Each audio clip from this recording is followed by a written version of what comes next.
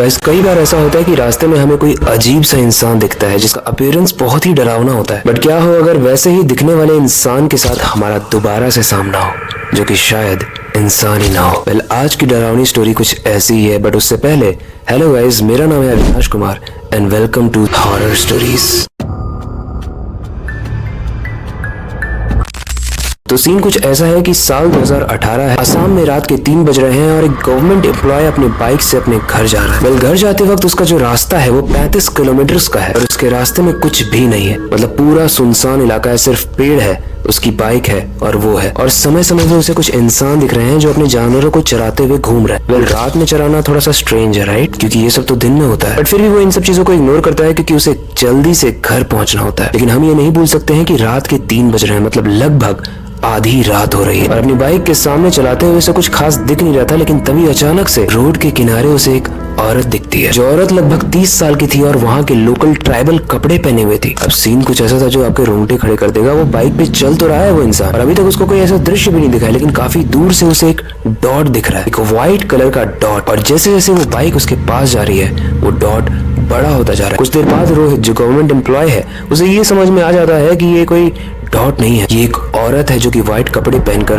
खड़ी है। बट सबसे स्ट्रेंज और गूज बम्प वाली बात यह है कि जैसे जैसे उसकी बाइक उस औरत के पास जा रही है वो औरत बड़ी तो होती जा रही है, लेकिन जैसे ही रोहित उस औरत को क्रॉस करता है औरत भी रोहित को पीछे मुड़कर देखती है। लेकिन दिमाग हिला देने वाली बात यह है कि उसका सिर्फ सर मुड़ता है, उसकी बॉडी वैसी की वैसी ही रहती है। ये देखते ही रोहित काफी घबरा जाता है और वापस से अपने रियर मिरर में देखता है कि कहीं वो औरत अभी भी तो नहीं खड़ी है या उसके पीछे तो नहीं आ रही है। लेकिन रोहित को कोई भी औरत भागती हुई नजर नहीं आती और उसे शायद लगता है कि ये उसका एक भ्रम था, ये आंखों का धोखा था उसके। लेकिन यहाँ पर रोहित वो बेवकूफी करता है जो हर हॉरर स्टोरी का हीरो करता है, यानी उसने बाइक को रोक दी ये सोच के कि शायद किसी औरत को उसकी हेल्प की जरूरत है और शायद वो मेंटली इल है, तभी वो इस तरीके से मुड़ रही थी।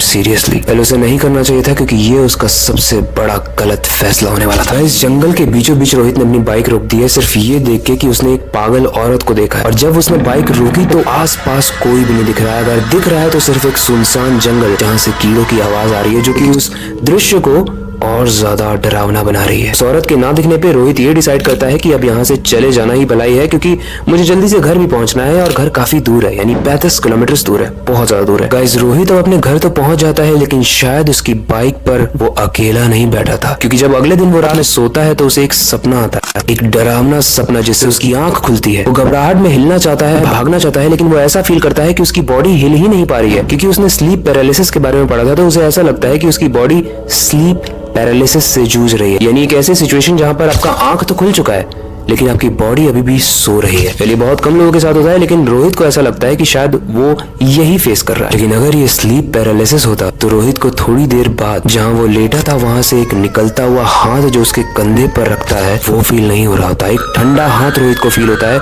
जो उसकी रूह कपा देता है। और जैसे ही वो भूत अपना हाथ रोहित के कंधों पर रखता है वहां से एक आवाज आती है, रोहित तुम मुझे ढूंढ रहे थे ना, अब मैं तुम्हारे साथ ही रहूंगी। रोहित ये दृश्य देखने के बाद काफी घबरा जाता है और इनफैक्ट वो बेहोश हो जाता है। लेकिन सुबह जब उसकी नींद टूटती है तो वो काफी फीवर में होता है, उसकी बॉडी बहुत जल रही होती है जिसकी वजह से वो अपने ऑफिस से छुट्टी लेता है। लेकिन उस रात जिस दिन उसने छुट्टी ली थी वो फिर से जब रात में सोता है तो उसे सेम एक्सपीरियंस वापस से होता है। और इस बार रोहित को काफी हद तक डाउट हो रहा था कि शायद ये स्लीप पैरालिसिस तो बिल्कुल भी नहीं है। लेकिन इस बार रोहित को जो आवाज आती है वो थोड़ी सी डिफरेंट होती है। वो औरत, वो भूत या जो भी था वो अपना हाथ रखते ही ये कहती है कि तुम्हें मेरा साथ पसंद नहीं है ना, मेरा पति भी मुझे नहीं चाहता था इसलिए उसने मुझे मार दिया, अब मैं तुमसे कभी बात नहीं करूंगी, जाओ। और मेरी कहानी अगर तुम्हें सच में जाननी है मैं कौन हूँ तो गाँव में जाके मेरे बारे में पता करो। गाइस ये सुनने के बाद रोहित काफी क्यूरियोसिटी से भर जाता है। वो अपने गाँव में जाके बहुत सारे लोगों से पूछता है, तभी उसे एक तांत्रिक उस औरत की कहानी बताता है। और उस औरत की कहानी काफी दर्दनाक थी। दरअसल उस औरत का नाम रोशनी था और वो एक लकड़हारे की पत्नी थी। जब उन लोगों की शादी के बाद 5 साल तक बच्चा नहीं हुआ तो उसका पति काफी ज्यादा